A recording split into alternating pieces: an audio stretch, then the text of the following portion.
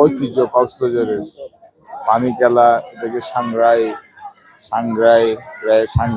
পানি খেলা, তারপরে হলো যে বৈশাখী মেলা, তারপরে আপনাদের হিন্দুদের বিভিন্ন ধর্মীয় অনুষ্ঠান।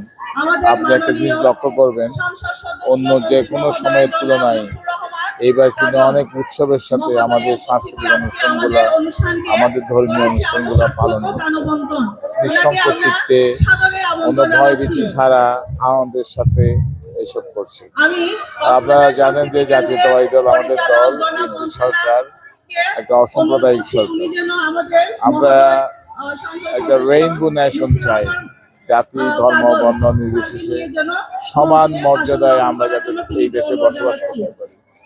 আমরা একসময় এখানে এইভাবেই বসবাস করেছিলাম, কিন্তু পরবর্তীতে বিভিন্ন রাজনৈতিক কারণে, দল ভেদাভেদের কারণে একটা সমস্যার সৃষ্টি হয়েছে। এখন আস্তে আস্তে আমার মনে হয় এই ভয় কাটিয়ে উঠবে এবং সকলেই সমান মর্যাদার সাথে বাংলাদেশে বসবাস করবে।